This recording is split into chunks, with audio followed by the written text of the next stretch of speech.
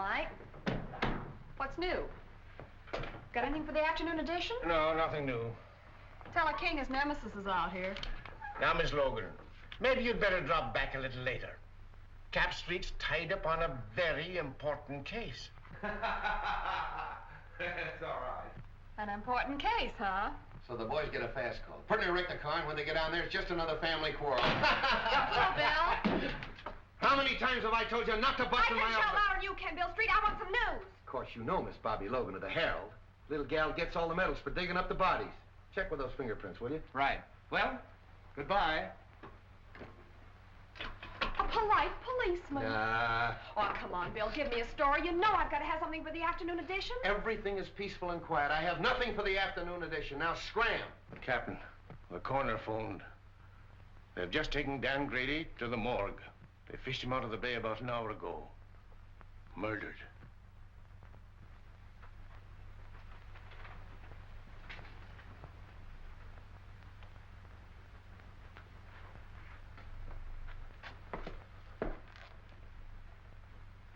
Oh, he's going to take this pretty hard, Mike. Sure.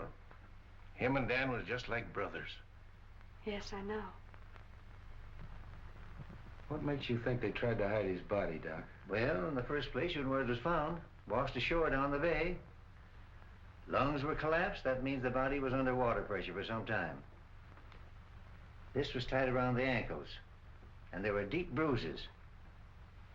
Tied a weight on him and threw him overboard. That's right, Bill. After the bullets had done their work. Yeah. Did you get them over to ballistics? Mm-hmm. There's a clothes he had on. Take a look. Seaman's outfit.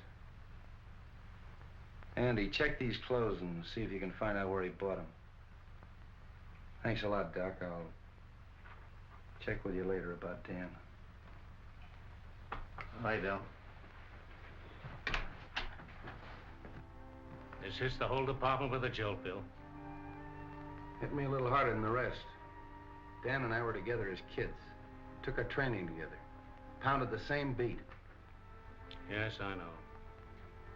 You say he was on a smuggling detail. Yes. That ought to lead us to something. Nothing unless he was following a hot trail. You know Grady. He always preferred to work lone wolf on a case. Well, it's in my department now, Chief. It's homicide. Yes, and you have command of every resource of the department. I may need it. Because I'm going to find out who killed Grady if it's the last thing I do. I know you will, Bill. And good luck. Thanks.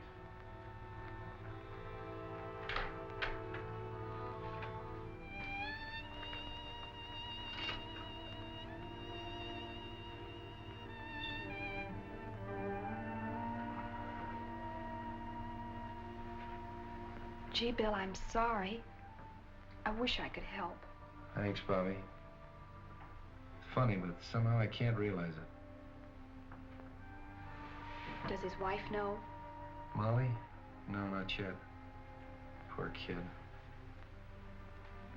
Say, you can help me at that if you want to. Of course. Anything.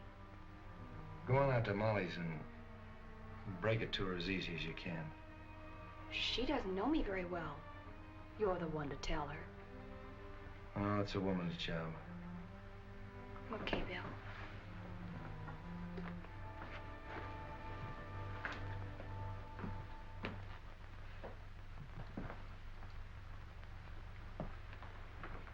I came just as soon as I heard the news. Am I glad, Wong? I sure can use you. Unfortunately, I can't call you in on this case officially. I'm more or less doing it on my own. I'll do everything I can to help. Dan Grady was my friend, too. Thanks. You know what it means to me. Well, not too fast with your thanks. You know, the only reason I've been useful in the past was because in each case the Orient was involved. Well, Dan Grady was assigned to the smuggling detail. And smuggling in San Francisco means the Orient. Let's have a look at his office. Good. Wife and kid.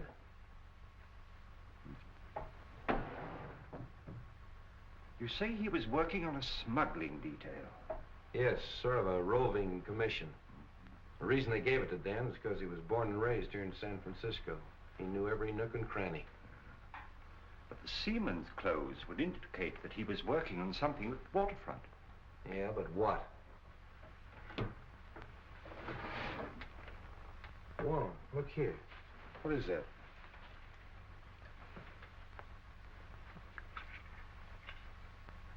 Why, that's a rare piece of emerald jade, as fine a specimen as I've ever seen.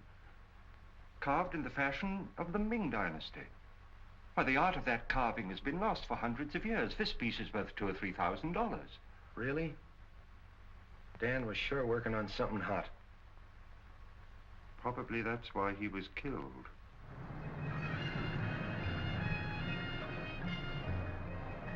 Yes, I have seen many similar in the past 3 months. From the captured provinces. Even so, from the ruined temple of Laoji, is it not so? Torn from their settings by alien hands. Even young China would not use such methods to win its wars. Where did you obtain this? It was in the drawer of the desk of the policeman who was killed. A policeman? A good man. Can you help me? A store called Belton's is on Market Street. There, a wise man could become more wise.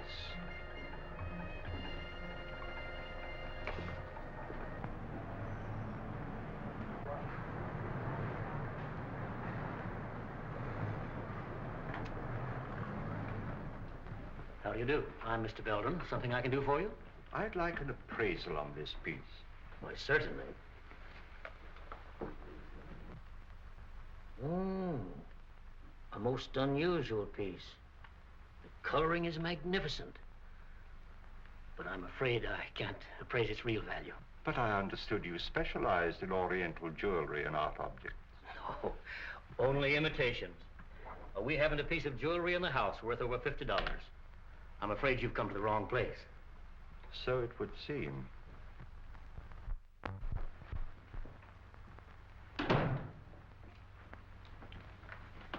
Morning, Dan.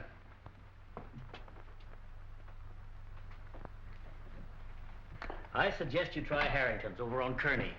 They handle that class of merchandise. Thank you for your time. Not at all. I'm sorry I couldn't help you.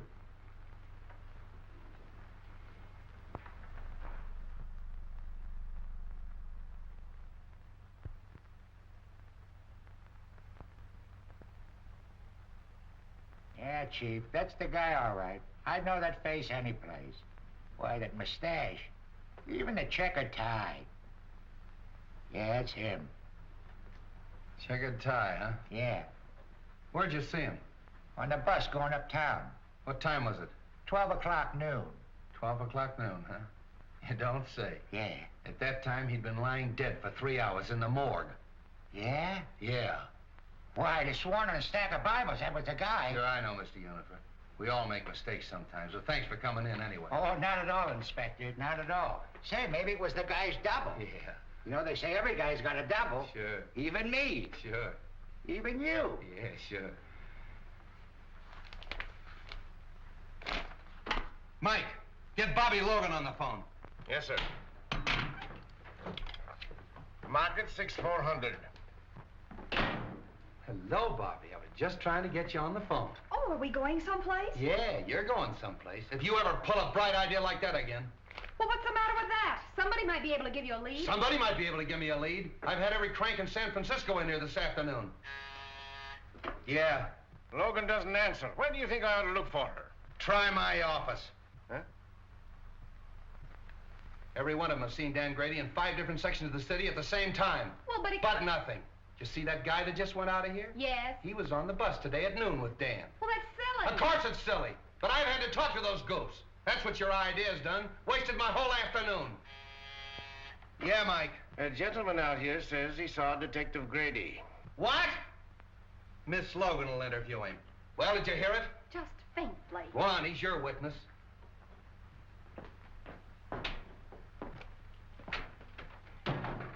Are you Mr. Lyons? Yes. Oh, I'm Miss Logan of the Herald. I put that picture in the paper. Oh, how do you do? Well, I saw the man last night. Are you sure? Certainly. We talked for quite a while in the bar at the Club Neptune. Good afternoon, Miss Logan. I came in answer to your advertisement. Oh, now look, Mr. Wong. Now give me the details and talk fast. Oh, hello. Did you get any information? I called on an old friend of mine in Chinatown who advised me to investigate Belden's store on Market Street. Belden's? You know, the jewelry shop. Oh, sure. I'll put a couple of men on it. No, I think I'd leave things the way they are for the time being.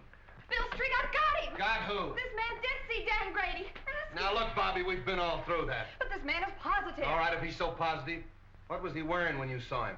Well, sort of like a sailor, you know, pea jacket, striped sweater. He had on dungarees, peak cap with black patent leather visor. Where'd you see him? At the Club Neptune. He was sitting at the bar having a drink. What time was that? About 8:30, I guess. That fits in, doesn't it, Wong? Yes, it does. Well, of course it does. Silly idea, huh? If it hadn't been for that picture in the paper. You're quite sure this is the man? You're absolutely certain of your identification? Oh, yes. My drink happened to tip over and spilt on him. And I apologized, and we got to talking. And then what happened? Well, we talked together for a couple of minutes about football and things like that. Then I left and went home. You left him at this Club Neptune? Yes, he was still sitting there when I left. Well, thank you very much. You've been a great help. Is there any reward connected with this? Well, you see, Miss Logan takes care of that. Well, I'm sorry, Mr. Lyons. I'm afraid there's no reward, but, well, I'd be very glad to mention your name in my next story of the case. Did you say your first name was Homer? Yes, Homer. L-Y-O-N-S. Thank you. Too bad you haven't got a picture. Oh, I have. I brought one along just in case. Oh, thank you very much, Mr. Lyons. Thank you. Good day. Well, Bill Street, do I get an apology or don't I? Sure, I'm going to get the mayor to give you a key to the city. Terrific. The police thank the Herald for giving them their only clue. How's that, Mr. Wong? Not nearly strong enough. You've earned our undying gratitude. Well, I hope the information is some use to you. I'll see you later. Not me, Flatfoot. Get one of the nurses out of the receiving hospital. They don't mind a pain in the neck. Hey, you think that's a bad idea? Well, now, Street, just what do you know about the Club Neptune? Oh, not much, Wong. We better have dinner together. I'll take you down there later. I want to talk to this Harry Lockett. Harry Lockett? Yeah, he's the fellow that owns the Club Neptune. Hardway Harry, they call him. Hardway? Oh, a gambler? Yeah, gambler, smuggler, crook, everything.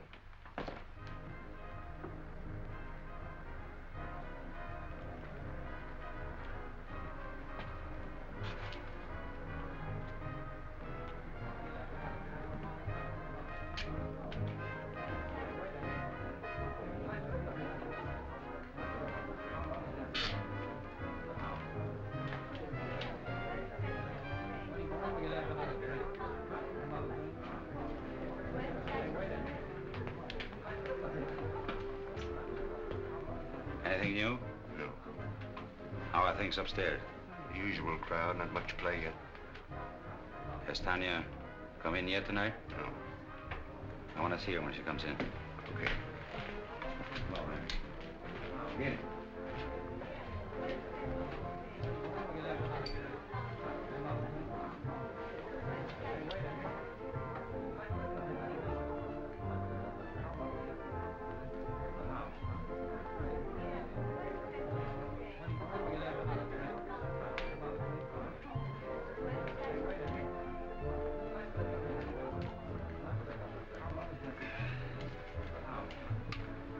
Two dry martinis, huh?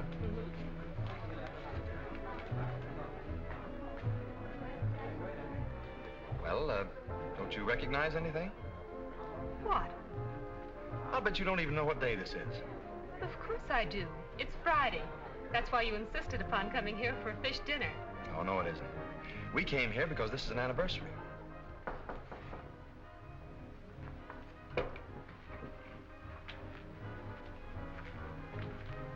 Who is it? Tanya's here, but she's got young Belden with her. Huh. She's starting that over again, eh? Bring her in here. Okay. Listen, Tanya, I've been lying awake nights planning our future together. I realize that I haven't much to offer you, but I'll try awfully hard to make you happy.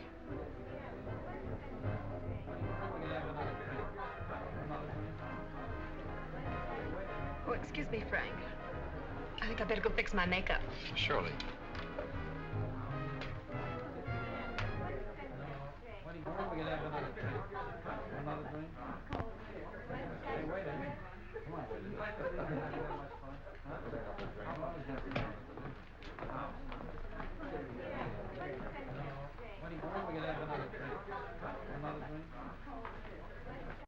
What do you want? I thought I told you to keep away from young Belden. And I told you that my personal affairs are none of your business. What are you trying to do? Get the old man on our neck? Keep away from that boy or I'll... Or what? I guess if I'm good enough to help handle his smuggled junk, to run the risks that he cashes in on, I'm fit company for his son. Well, what about a certain other gentleman?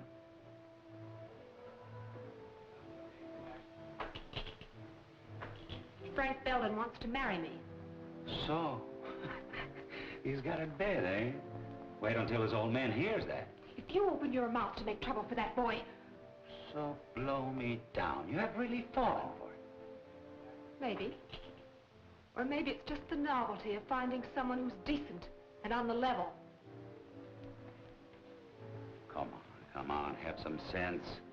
Get the boyfriend out of here and keep him out. We're not in any spot to invite trouble, girlie.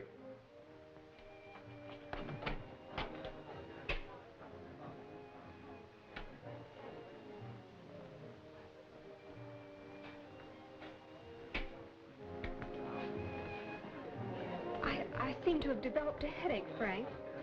Maybe it was the drink. Oh, I'm sorry. Well, maybe some fresh air will do you good. Shall we take a drive? Yes.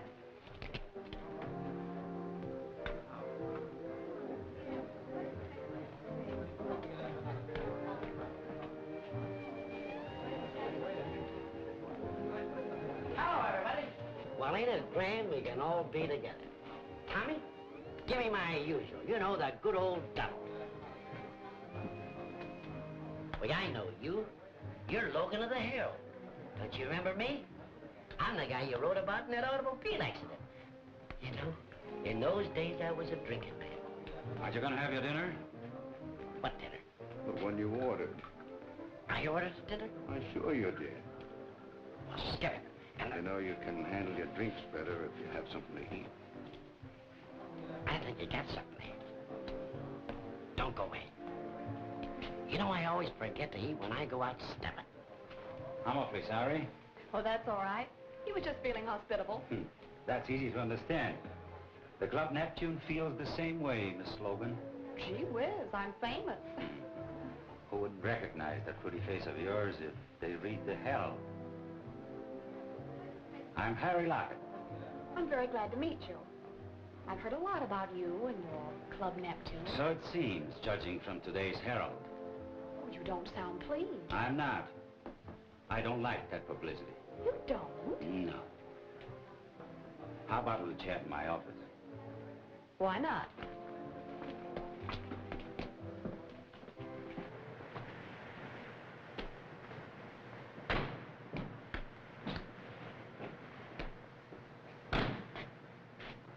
I think I'll take a look round the back. All right, I'll see you inside.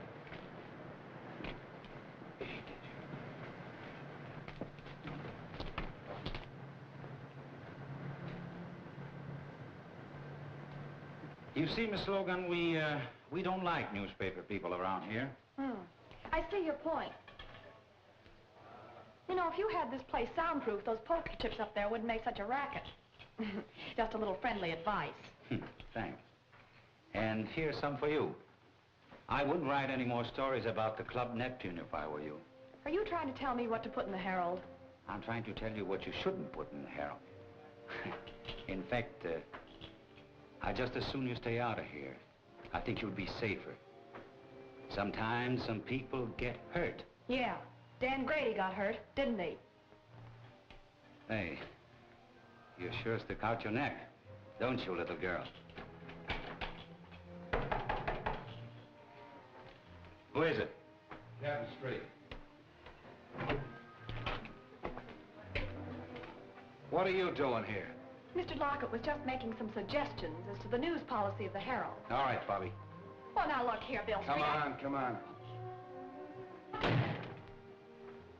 Hello, Hardway. Oh, Copper.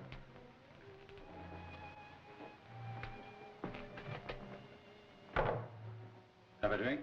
No, thanks.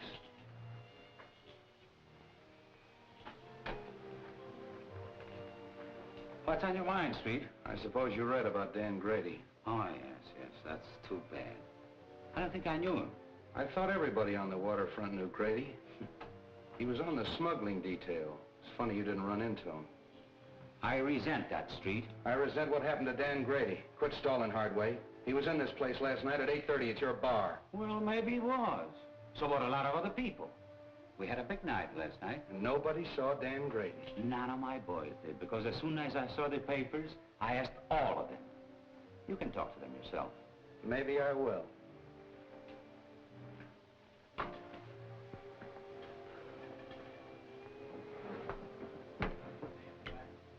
Cigarette? Over there.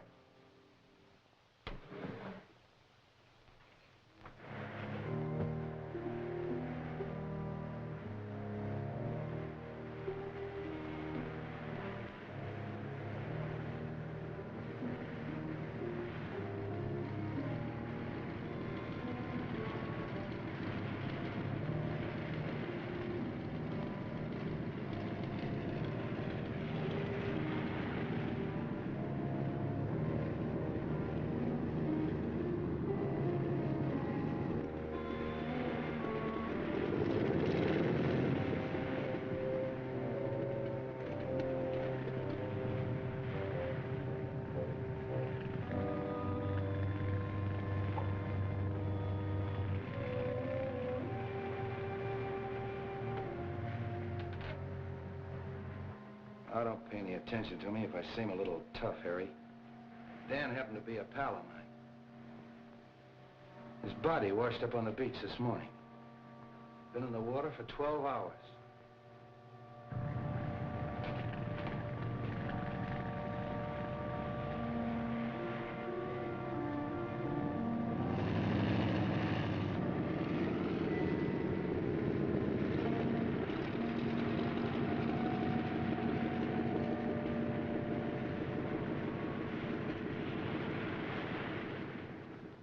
Kind of a tough way to go, isn't it?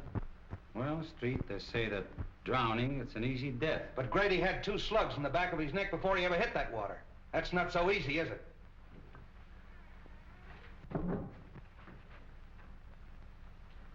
Well, Street, if there is anything I can do for you... Open that door. Open that door.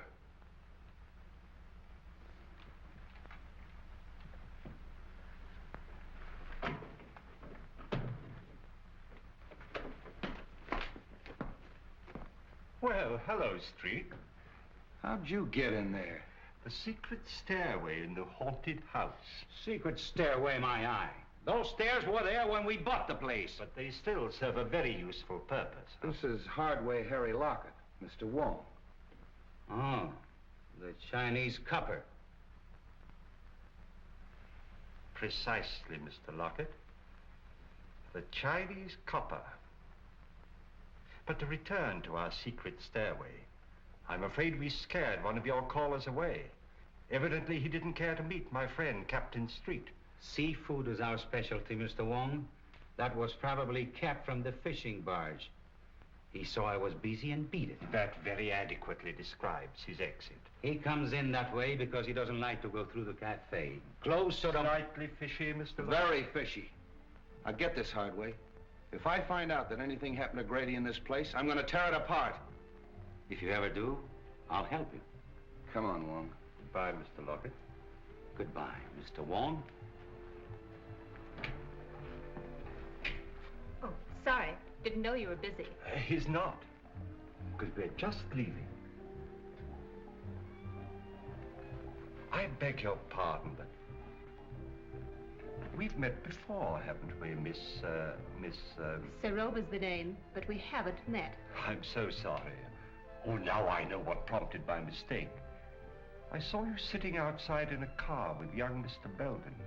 What was he doing here? We had dinner here. Do you mind? Excuse the boys, Miss Serova, but it's their business to be curious. This is Mr. Wong, the famous detective. And this is Captain Street of the San Francisco Police. Your head waiter says you found my compact. Yes, it's my desk. I'll get it for you. Drop in any time, boys. It'll be your turn to drop in on us the next time.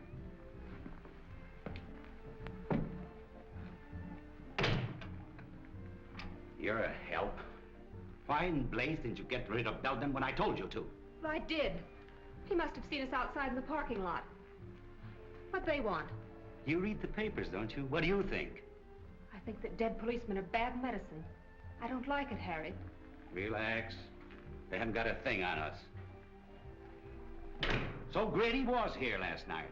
What does that prove? That the party's getting too rough for yours truly. So, don't tell me Miss Serova's getting jittery, huh? Serova's getting out. Murder's something I don't want any part of. I'm through. Oh, no, you're not. When you're through, it will be because I tell you you're through. Are you threatening me? Maybe. Don't do it, Harry. I know too much. Things happen to people who know too much. Yes. They end up in the bay like a certain policeman.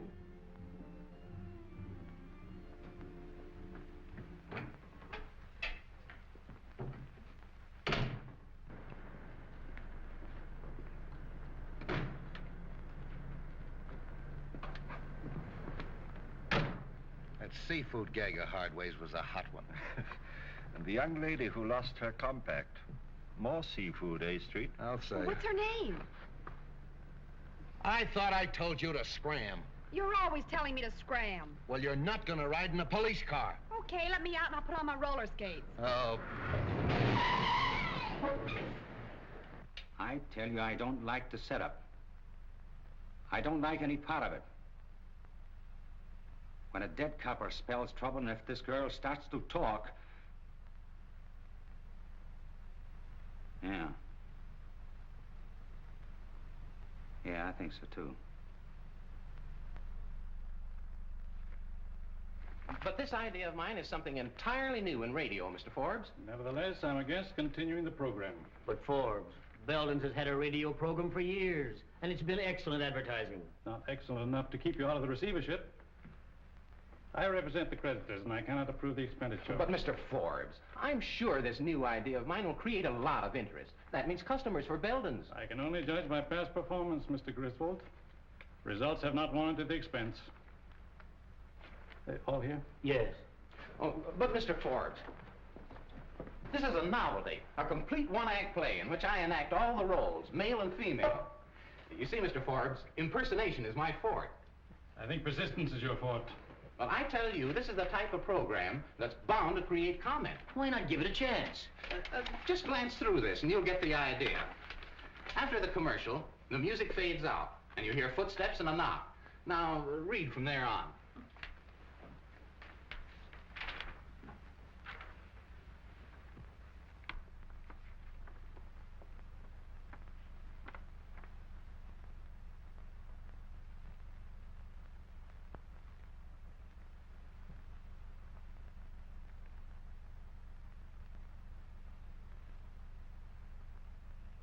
Pretty melodramatic, isn't it? But that's the kind of stuff they like nowadays, Mr. Forbes.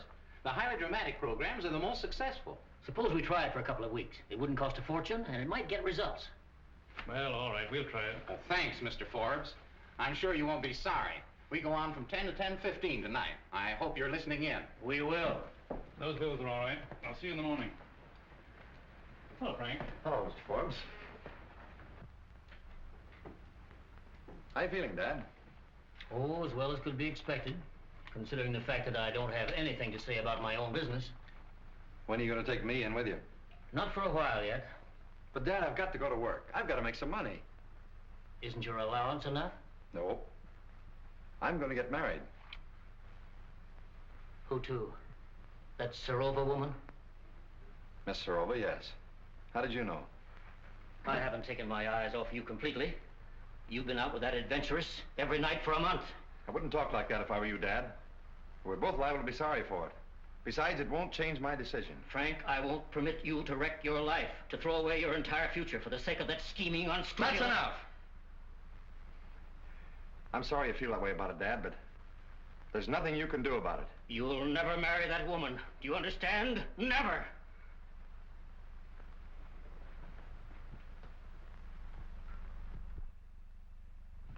Morning, Soapy. Everything shipshape? No sign of the police, if that's what you mean. Oh, why, Soapy, that's the farthest thing from my mind. Bring me the checks from last night, eh? Okay.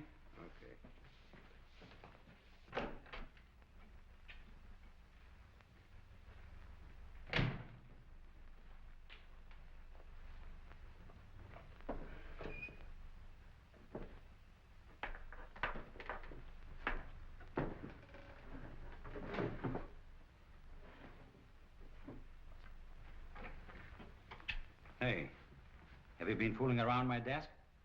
Me? Mm-hmm. Well, I wouldn't touch your stuff, boss. Something missing? Yeah, my gun. Gee, that ain't so good.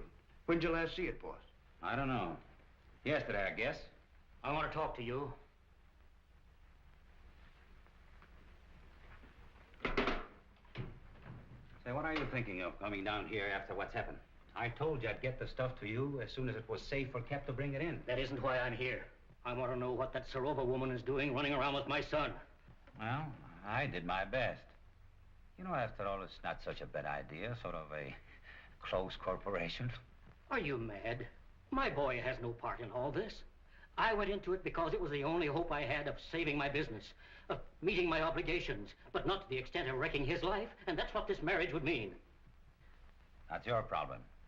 Right now, I have more important things to do than nurse a lovesick pup. If you value your neck, you'll do something about it.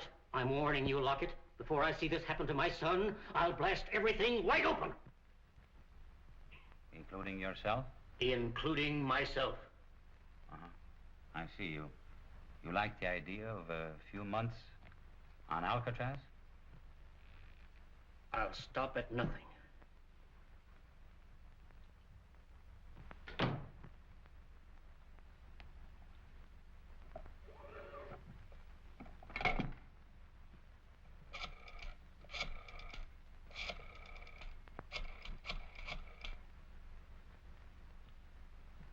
Hello. Hello, Tanya. This is Harry. I want to apologize the way I talked to you last night. Oh, you know, I couldn't mean it. We were both a little jittery and unreasonable. Now, listen, Tanya. I want to see you. I have to talk over something with you. I think you'd be interested. All right. I'll be in all evening. Goodbye. I hope I didn't keep you waiting, Fancy. Oh, that's all right, so don't mention it.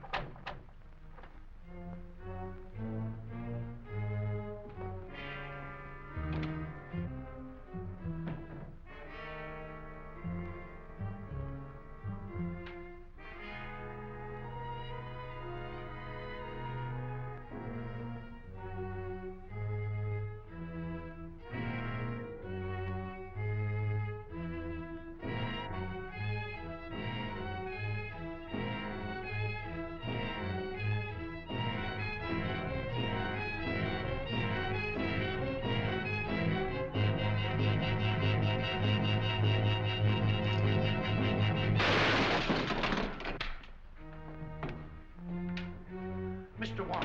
Mr. Wong! It's all right, Fancy. He missed me. Oh, I'm glad of that. Who was it, sir? I haven't the least idea, but the shot came from there. Well, we'll find out who that is.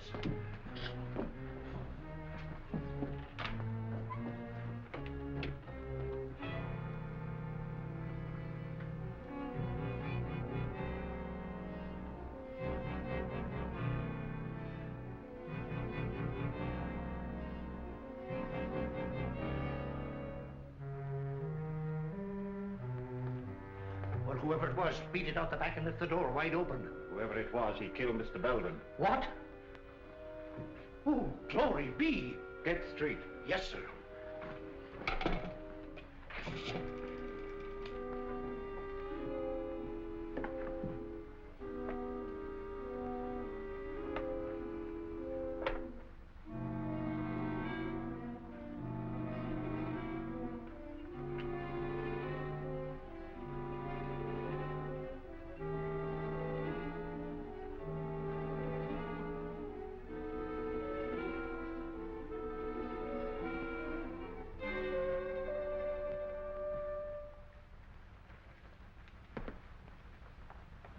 This case has got a million angles. If this jade matches the stuff we found in Grady's office, Belden had a fortune hidden away. And I can't understand why he was in receivership. Well, perhaps he went into this kind of business to get out of receivership. What's that receiver's name? Maybe he can help us. A man named Forbes. You know where he lives? At the town apartments. We'll go up and see him. Clancy, call my office and have young Belden picked up. Tell him to hold him till I get there. And wait for the coroner. Yes, sir.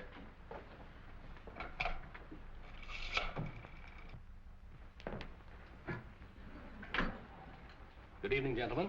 We want to see Mr. Forbes, John T. Forbes. Who's calling? Captain Street of the police department. Ring 22, please. Captain Street of the police department to see Mr. Forbes. Yes, sir. Go right up, Captain Street. That's number 22. Captain Street? What on earth can he want?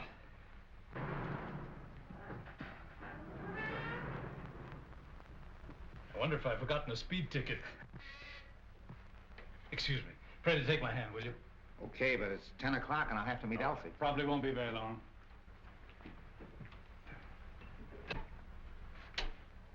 Captain Street? That's right, and it's Mr. Wong. How do you do? How do you do? Come in here, gentlemen. Thank you.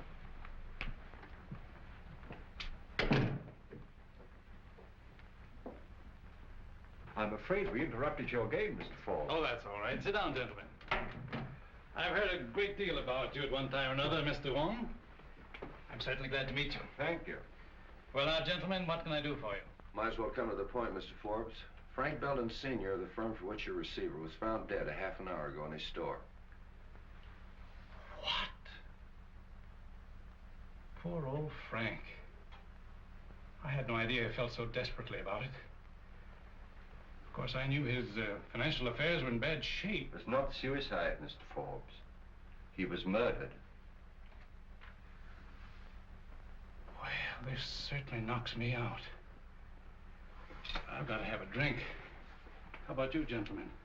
Thank you, no. Well, thanks. Murdered.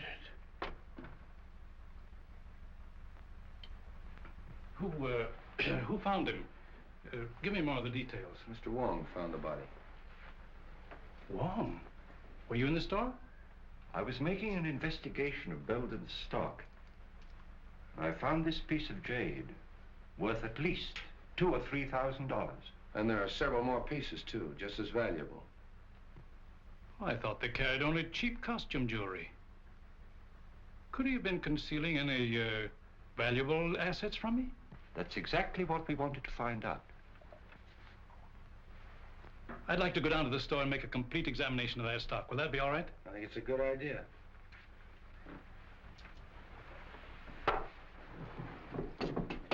Will you have a cigar, gentlemen? Yes, thanks. No, thank you. One more thing I think you should know. That jade was smuggled.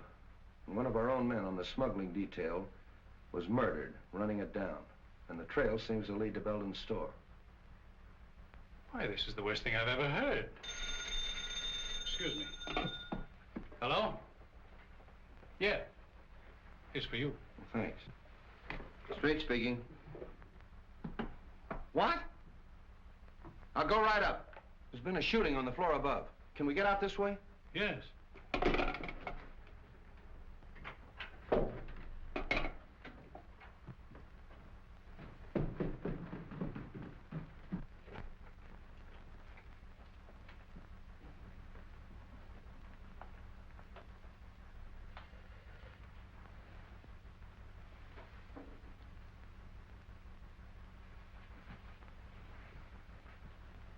That's that Serova girl. How do you like this? A murder right over my head. Yeah? Oh, you're the clerk. Yes, sir. I telephoned headquarters from downstairs. Thanks. What do you know about this?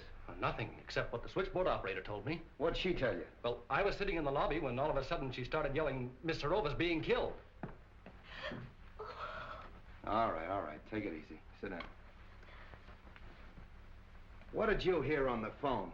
Well, I was sitting there as usual when the buzzer sounded, and it was a call from 32. What time was that? About 14 after 10. That's an odd time to remember, 10:14. Well, I'm not sure, but it was 15 after 10 when I heard the shot. And they were arguing about a minute. Who was arguing? Miss Serova and the man. Well, what were they arguing about? What'd they say? Well, he said, get away from that telephone. That's the last time you're going to pull that sort of stuff on me. And Miss Serova yelled, don't shoot, don't shoot. But he did. It's quite possible, Street. The receiver's off the stand. Yeah. Did you recognize the man's voice? No, but he was awful mad. Anybody come through that lobby that might have come up here? No, sir. Did you pass anybody on the way up? I didn't see anybody. All right, that's all for now. Stick around downstairs. Oh, hello, Doc. Prints, photographs, the works. And I want you to get me that Oh, little Bo Peep, huh? What are you made up for? That's all I need! Just be sure to get everything in this corner, will you, please?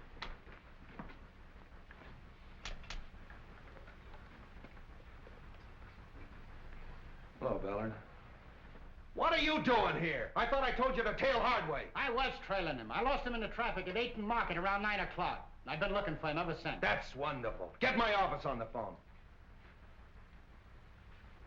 Get me police headquarters. Hey. Remember the last guy we saw Serova with? Hardway Harry. And he ditched Ballard an hour ago. That's our man. Just a minute. Hold it, Mike. Hello, Mike. Hardway ditched Ballard about an hour ago. 8th and Market. Yeah, I want you to send out a couple of men to have him... What? Hardway Harry's been sitting in my office for the last hour. Operator. Get it off the phone! Come on, get off there. Put that thing. Hello, Mike. I want you to hold Hardway. I don't care how you hold him, hold him! Bill LeMay. Will you stop? Well, Bill, the housekeeper... Will you quit picking on me? Mr. Wong, the housekeeper saw a man sneaking up the back stairs. Sit down. I'm sorry, who are you? I'm the maid on this floor. Well, where were you in this... She was looking in the door. Will you be quiet? You say you saw a man coming up the back stairs. I finished by 10 o'clock. I was going down the back stairs when he came in. Who came in? The young man. What young man? Mr. Belden. Belden Jr. He was in the habit of using the back stairs? Sometimes. Then he had his own key? Yes, sir. That settles it. Ballard, pick up young Belden. Good idea. That's all for now, thanks.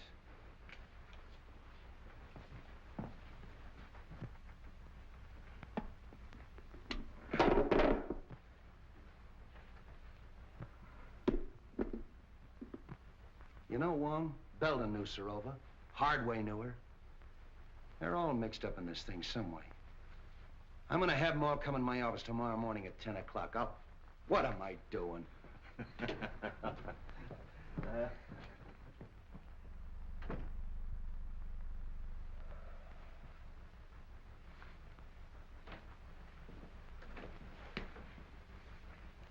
Sit down, Hardway. See who's out there, Jim. Well, how'd you do? Not bad. Have pretty good breakfast, you fellows, you know.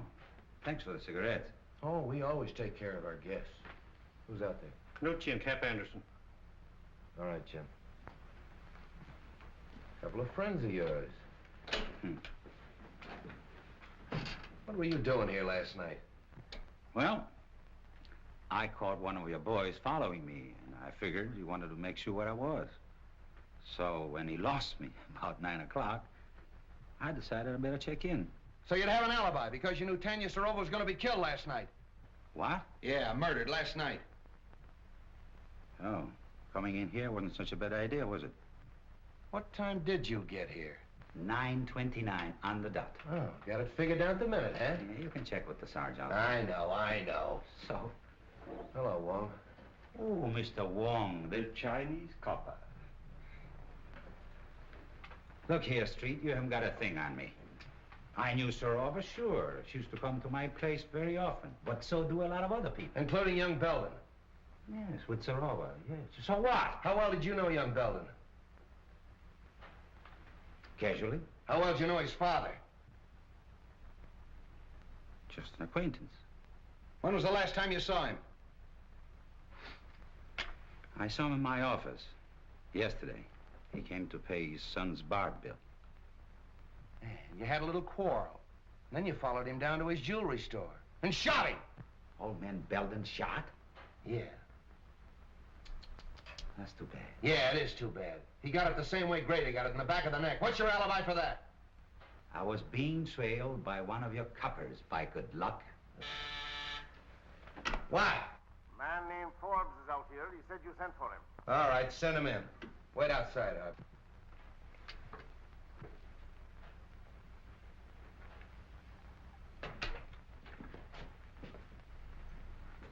Good morning, Mr. Forbes. You want to see me, Captain? Yes. You know Mr. Wong. Oh, yes. How are you, Mr. Wong? Forbes? We were kind of interrupted last night, and I'd kind of like to find out what you know about young Belden. Well, I'm afraid I can't tell you very much. Most of my dealing has been with his father. Well, what sort of a kid is he? Well, he's always struck me as being a rather nice sort of a chap. Quiet, well brought up, and... So you don't think for a minute that he had anything to do with his father's murder? Maybe. I do know he's mixed up in Serova's death. Oh, I can't believe that, Captain. Why, it isn't possible. I'm afraid you're wrong. There's Belden, Captain. Picked him up in a quick lunch joint, having coffee. All right, sit down. Have you met Mr. Wong? Perhaps you met him last night. Oh, I've never met Mr. Wong. How do you do? We've been looking for you all night. Where were you? I don't know why the police should be interested in my movements. What's this all about? What were you doing in Tanya Serova's apartment last night? Oh, we know you were there. The maid saw you sneaking up the back way. If I were you, I'd tell the captain all he wants to know. Well, I don't know what this is all about, Frank, but you're welcome to my legal advice if I can be of any assistance to you.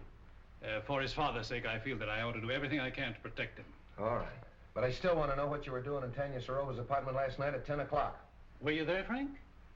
Yes, I was there, but I didn't kill her. She was dead when I found her. Don't give me that. Well, you don't know what you're saying, Frank. I demand that this boy be advised of his constitutional rights. I'll take care of his constitutional rights. This is a murder investigation. Tanya Serova was killed last night at 10:15. Just 15 minutes after this young man was seen going in her apartment. That's not true. It's not true, I tell you. She was dead when I found her. Are you sure of the time, Street? Your own switchboard operator heard the argument and the report. They phoned Street in your study, you remember? Yes, that's right. All right, Belden, alibi out of that. Come clean. Why'd you kill her? I didn't, I tell you. I love Tanya. Why would I want to kill her? I'll tell you why. Because you were jealous. You thought she was double-crossing you, and you went up to her apartment and you quarreled, and then you killed her. That's a lie. Every word of it's a lie. So you found your sweetheart murdered, and what did you do? You ran out and hid. Why didn't you call the police? I don't know. I was half crazy. Now, see here, Street, this boy is no condition for questioning. I'll say he isn't, because he doesn't know the answers. Gentlemen, I suggest that we all calm down. Allow young Mr. Belden to tell us what happened in his own way. All right, I'm listening. Now, supposing we go back just a little way, shall we? When did you last see Tanya Serova alive? When she promised to marry me. Yesterday afternoon, late. And where was that?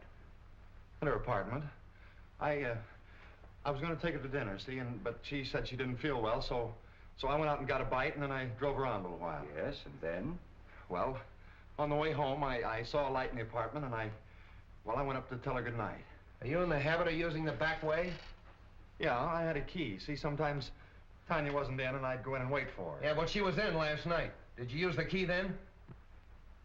No. No, that's funny. I remember that the door was open. Hmm? What else do you remember? Yes, Belden, go on. Well, I went in and called her, but there was no answer, so I went in the living room, and on the floor, I saw her over by the window. Near the telephone? I don't know. I didn't see anything but Tanya. Was there anything else in the room that was unusual, that attracted your attention? Anything at all?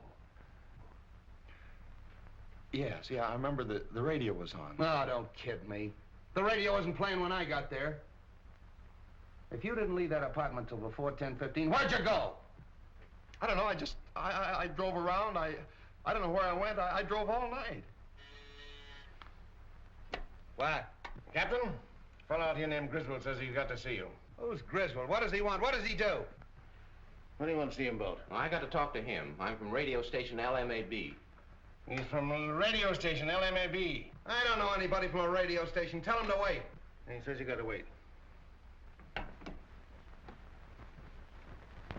All right, come clean. You didn't leave that apartment till after 10:15. After you killed her! Stop it, I tell you, stop it! Street, you're getting nowhere browbeating the boy this way. Maybe if you let me talk to him quietly somewhere. All right. I'll talk to him quietly. Would you like to see your father? No. Why should I want to see him? He's probably glad she's dead. Why should he be glad? Doesn't he like her? No. Did you quarrel over with your father? Yeah. Yeah, we had a quarrel and I walked out on him. And then you walked back last night to his jewelry store and shot him, killed him. You mean my father's dead? Stop it, will you? Stop it! What are you trying to do to me? Somebody get me a glass of water. Oh, never mind the water. Oh, I protest. Get him a glass of water. Where is it? Outside. Something wrong, Captain? Yeah, give me that brandy.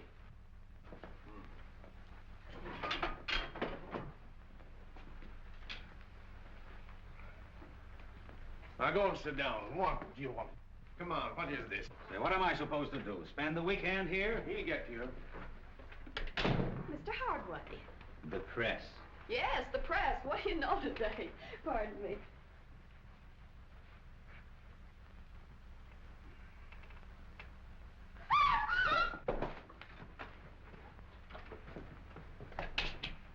What's the matter? Who is this? It's the fellow from the radio station, Griswold. Where'd this paper file come from? Say, that looks like mine. It's missing from the desk. All right. Who did it? This is a payoff right in my own office. Stay away from that phone.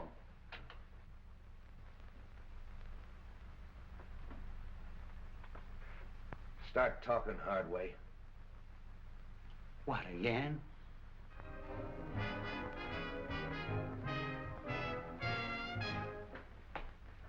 Sorry for the interruption, Mr. Wong, but that was a new program, and I want to check on it. Not at all. It's all most interesting. Yes, but full of headaches. Replacing Griswold is going to be one of them. I can quite imagine. His programs were popular, weren't they? Very. He was a talented young man. Wrote most of the sketches and played all the parts in them. He played female roles as well? Oh, yes. In the sketch you want to see, the one he did last night, he played a very emotional feminine role. Here's the manuscript for it. Thank you. Now, this program went on the air sharply at 10 o'clock? Oh, yes. Radio works on split seconds. Every program is timed exactly. And it ran for how long? 15 minutes in all. The sketch went on at 10:01 and finished at 10:14. The balance of the program time was taken up with commercials. It's advertising. Would it disturb you if I turned on this program? Not at all. I've just finished. I'd like to take this with me. Oh, that'll be all right. Thank you very much. Goodbye. Goodbye. Presenting for your entertainment the first mystery thriller in their new series of programs.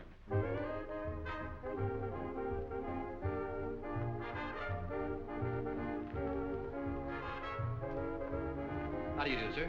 Can I help you? Yes. Is this the new remote control radio? Why, yes, and a very fine instrument, too. I wonder if you'd be kind enough to give me a demonstration. I'd be glad to. Won't you sit down? Thank you. Now, this is the remote control box. Looks like the dial of an automatic telephone. And works very much on the same principle. You see, it's not attached in any way to the demonstration radio. However, being in any part of the house and desiring to change the program, we simply switch the dials and the radio automatically switches. I'll show you. California, fair Tuesday and Wednesday. Moderate temperature, light to moderate northerly wind off coast. At just Northern what California, distance would fair that still south be and partly effective? cloudy, Guaranteed up to north 200 portion feet. Tuesday and Wednesday. Rains extreme northwest And you can portions, shut the radio warm off in fog the same local way? and valley. Oh, yes. Just Wind press down off on the this coast right here. Becoming southerly and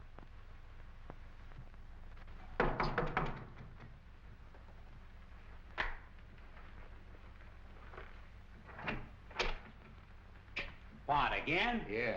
Didn't take long for that lawyer to get you and the boys out, did it, Hardway? Why should it?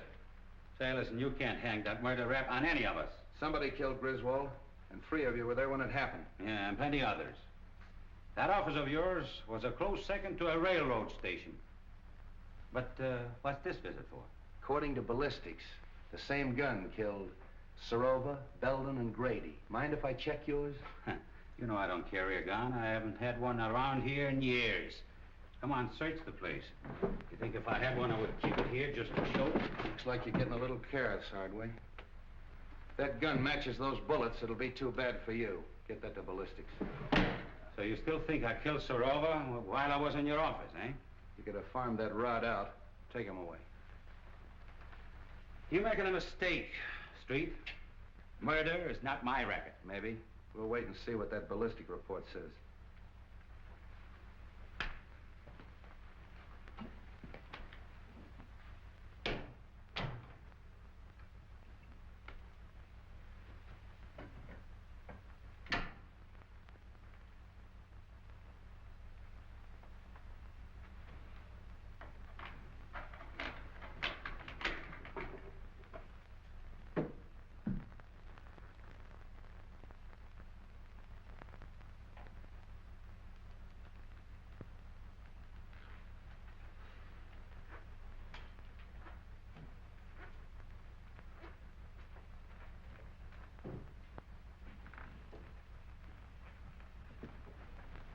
All right, keep your hands right there.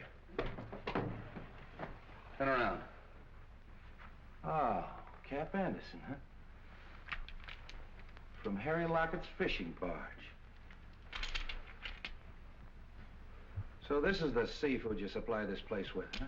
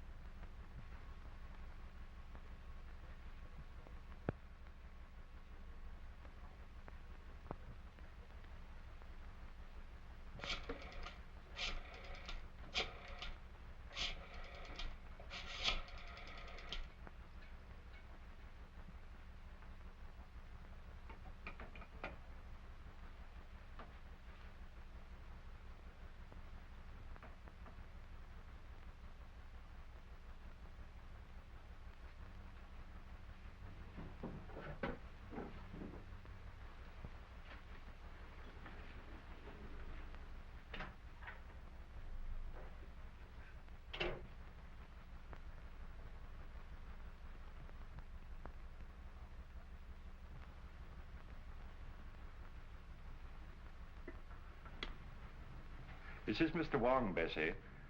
I'll be experimenting with the phone for a little while, so pay no attention if it rings.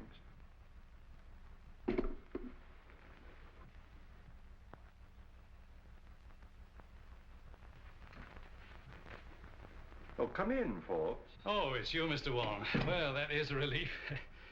I was wondering who was up here. Oh, you put that string down past my window. Yes.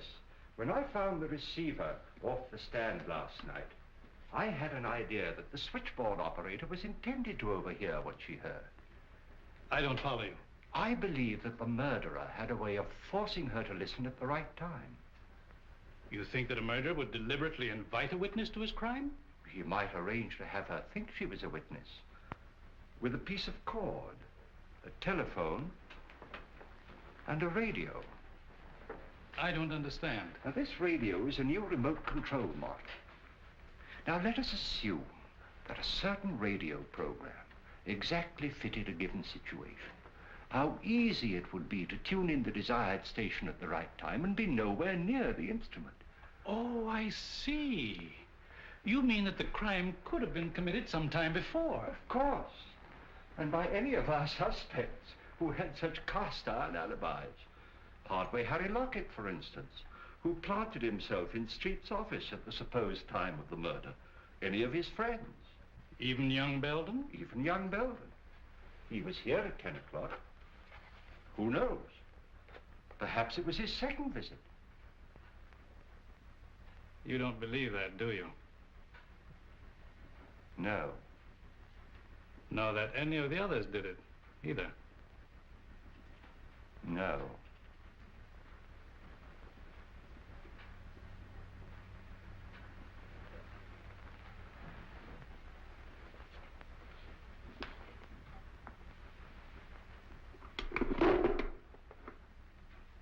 Is that what you were looking for, Mr. Baum? Yes. And you pulled the cord. When I went to get the drink. And when you reached for the cigars? I turned off the radio by remote control. Thank you, Mr. Forbes. Keep away from that telephone. Get over there.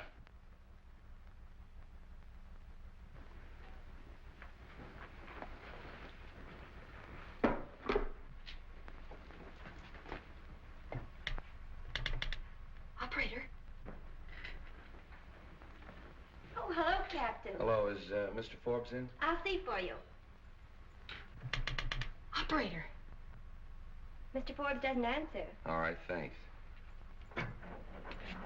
Why don't you answer that call? Well, that's Mr. Wong. He told me not to pay no attention to it. Mr. Wong? Yeah, he's up in Mr. Rover's apartment playing with the telephone. Well, I hope he's having a good time. I'll drop up and see him. Playing with a telephone.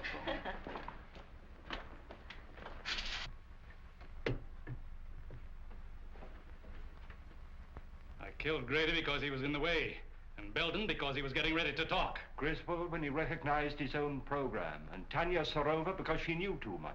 No, because she was leaving me for a younger man.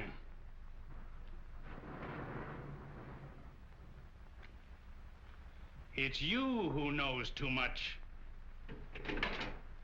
Wong, this is Street. Just a moment, Street.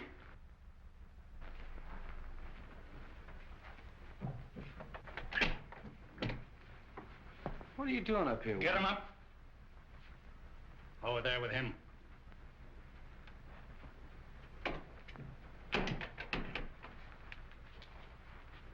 Well, the two of you.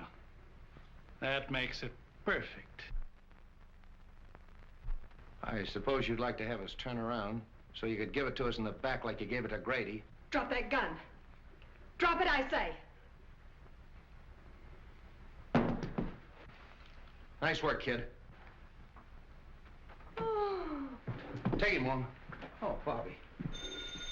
Bobby. Honey. Bobby. Yes? Oh, it's all right, Bessie. The experiment's over. You might give me the Herald, will you? Herald? You have a star reporter on your staff, a Miss Roberta Logan. She has just been instrumental in the capture of John Forbes, confessed murderer in the Dan Grady Sorova case. Oh, yes, this is a scoop.